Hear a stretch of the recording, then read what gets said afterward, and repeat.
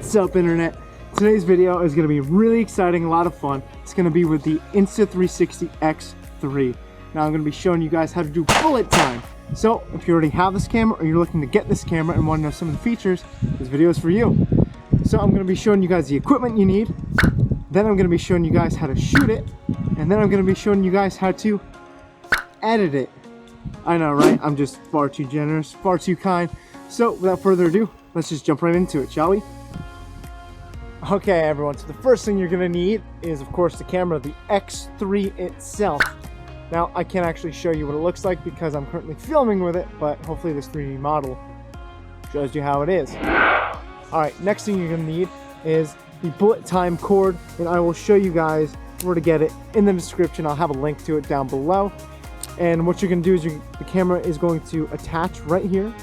Screws on. Nice, simple. Can't mess that up. Then once it's screwed on, don't screw it on too tight because you could strip it. Once it's on, it's actually going to rotate around your head. So you're going to spin it around your head. And it is as simple as that. So now let's get to it.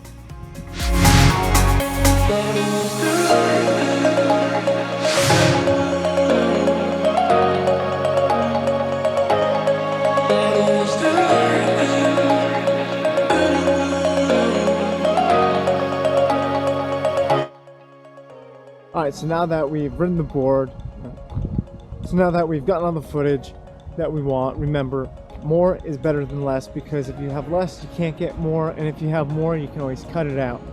So, now that we are done, let's go home and edit. Alright, so this is why I said always take more video than you think. So I've actually already kind of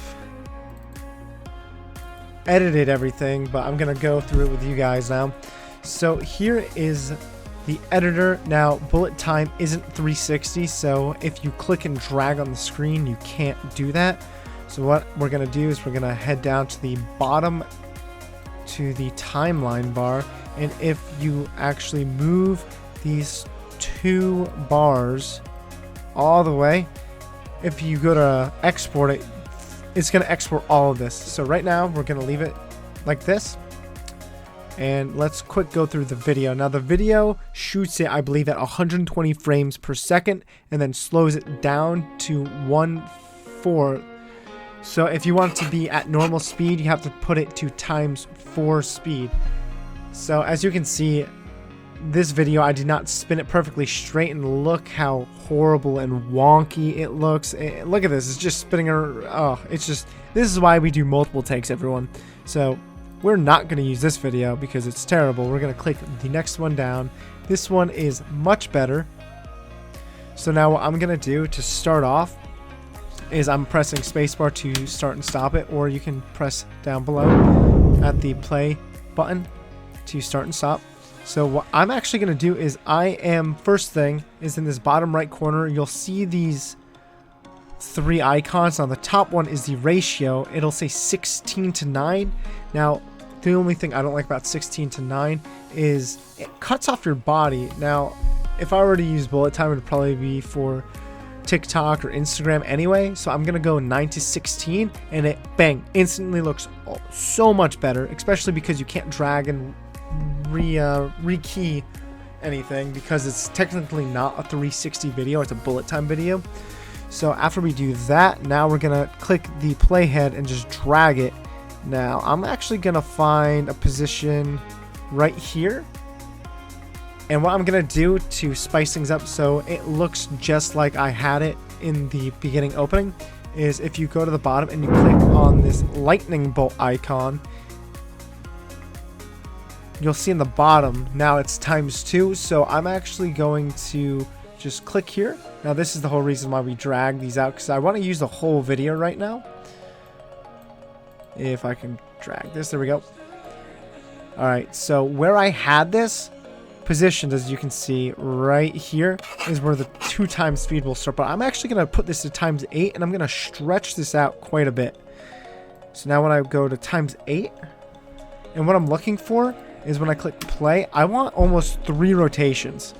So we get a lot more than 3 rotations, which is absolutely perfect. And now what I want is I want one full rotation, because I don't want this to be too long. So after one full rotation, maybe like one, it's like right here, same kind of position. I'm gonna do the same thing again. Click the time shift lightning icon in the bottom. Now I don't want to bring it to the left, I want to bring it to the right of my cursor. I'm gonna stretch that out again, and I'm gonna put it to ×8. There we go. So now what we're gonna have is we're gonna have this quick spin, followed by this, followed by another quick spin. Now the quick spins I'm going to use as transitions, so it doesn't really matter how many quick spins I do, mainly because you're going to use them for transitions. Now the very first one, you don't actually have to put the ×8, but just for now I'm going to do ×8 on both. Now once this is done, I'm going to take the corner pins, which shows what's going to be exported, and I'm going to drag them both up closer to the red dot. So now it's only going to export what's in between right here, what's highlighted. And what's nice about this is it will make the video a lot shorter, and you won't have to clip as much when you bring it into another editor on your phone, or I'm going to use DaVinci Resolve. That's how I edit my stuff. So I can just drag this here, and now this is what we'll have if we click play.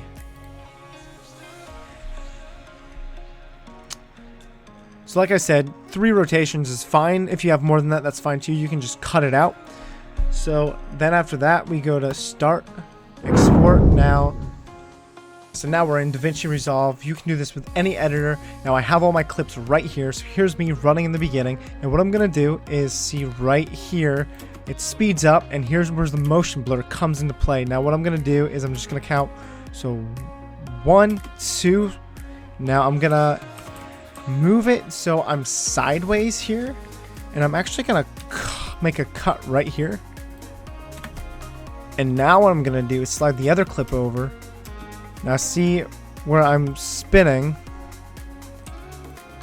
Now you can just make a cut, and then it makes a nice transition. But what I kind of want to do is how I left the last clip when I'm turned to my right. I also want this one set up when I'm turned to my right, so everything's equal. So right about here is the perfect spot to cut it. Now when I put the clips together, you get something like this. And it's as simple as that, everyone. And once again, guys, here is the final results. Hopefully you guys enjoyed the video. If you did, leave a comment, hit that like button, follow me on Instagram, and enjoy the rest of your day, guys. Catch you in the next video.